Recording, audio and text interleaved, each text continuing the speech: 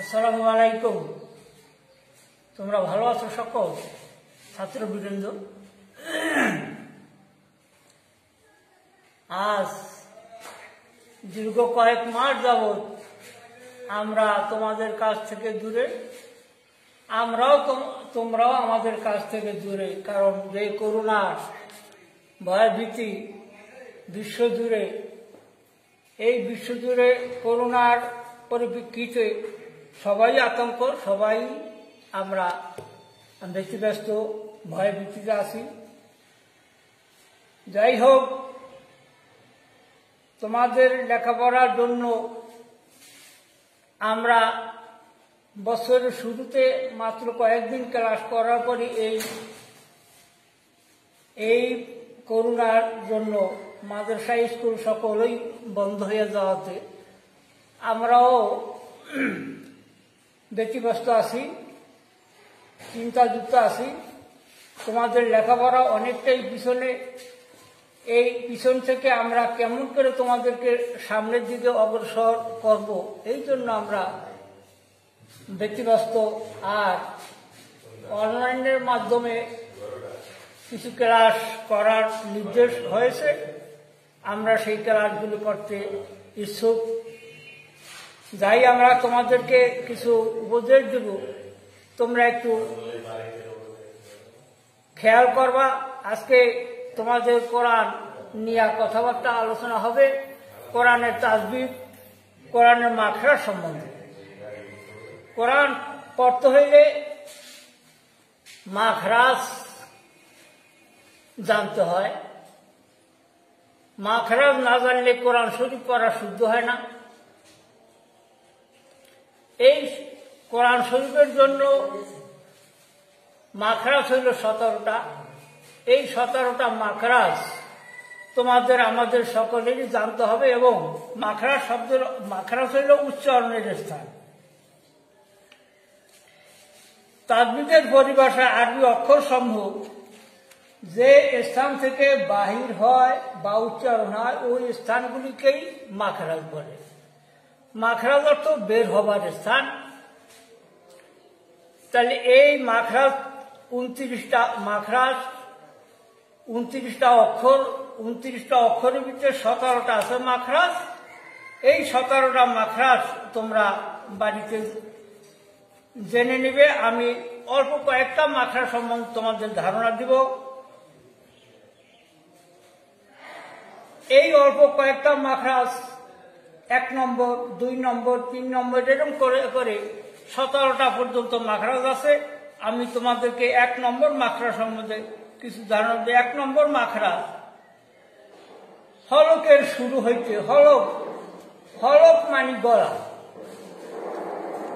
হলক শব্দের অর্থ হইল গলা। এই গলা থেকে এই 29টা অক্ষর 17টা মাখরাজ নিয়ে বাহির হয়। মাখরাজ শব্দের অর্থ বের হবার স্থান। 1 নম্বর মাখরাজ সম্বন্ধে আলোচনা করতেছি, তোমরা একটু খেয়াল করো। 1 নম্বর মাখরাজ হলকের শুরু। হলক মানে গলা। এই হলকটা গলাটাকে 3টা ভাগে ভাগ করছে। 1 নম্বর মাখরাজ হলকের শুরু হইতে, ওখান থেকে উচ্চারিত হয় 2টা অক্ষর। একটা হইল হামজা আর একটা হইল হা। হামজা এবং হা, এই 2টা অক্ষর হলকের শুরু হইতে বাহির হয় বা উচ্চারিত হয়।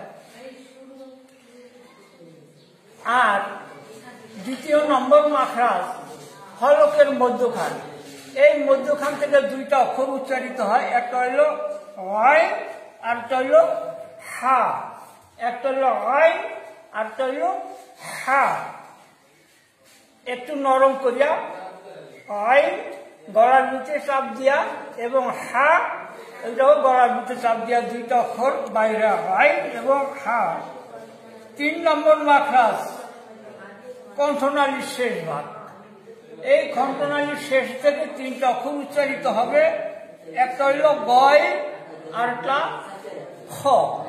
একটা হইল গয় আর একটা হইল খ। যেমন হামজা কাইজার আপ, হামজা খাজার আহ, হামজা কাইজার আপ, হামজা খাজার আহ। 4 নম্বর মাখরা। এই 4 নম্বর মাখরা হইল জিহ্বার গোড়া, তার বরাবর উপরের তালুর সঙ্গে লাগায় জিহ্বার গোড়া। এই জিহ্বা গোড়া, মাথা, মধ্যখান, এই জিহ্বাটার 3টা ভাগে সবখান থেকে উচ্চারিত হয় অক্ষরগুলি। কিন্তু এই যে 4 নম্বর মাত্রা জিহ্বার গোড়া, তার বরাবর উপরের গোড়া, তার বরাবর উপরের তালুর সঙ্গে লাগিয়ে একটা অক্ষর উচ্চারণ হয় বড় কফ। যেমন হামদা কবদার আপ, কাকে যেরকম আওয়াজ দেয়া করিয়া ওঠে ওরকম আওয়াজ দিতে হয়, হামদা কবদার আপ। 5 নম্বর মাখরা। 5 নম্বর মাখরা জিহ্বার গোড়া একটু আগে বাড়াইয়া ওখান থেকে উচ্চারিত হয় ছোট কাপ, যেটা যেমন হামদা কবদার আপ, হামদা কবদার আপ। আর 6 নম্বর মাখরাজ থেকে 3টা অক্ষর উচ্চারিত হয়, একটা হইল জিভ, আরটা হইল শিব, আরটা হইল ইয়া। একটা হইল জিভ, আর হইল শিব, আর একটা হইল ইয়া। যেমন হামদা জিন্দার আজ, হামদা সিন্দার আস, হামদা ইয়াদার আজ। এই 6টা মাখরা সম্বন্ধে আজকে আলোচনা করা হইল। বাকি মাখরাজগুলি পরবর্তীতে তোমাদের জন্য বুঝিয়ে দেওয়া হবে। যেই কয়টা আজকে আলোচনা করা হইল তোমরা এই কয়টা একটু লক্ষ্য করিয়া কোরআন শরীফ পড়ার সময় লক্ষ্য করবা, এবং বইয়ের সঙ্গে কিতাবের সঙ্গে একটু লাগাই তোমরা একটু লক্ষ্য করবা, তাইলে তোমরা সহজে বুঝতে পারবা। আজকে এই পর্যন্ত শেষ। আখির দাওয়ানা।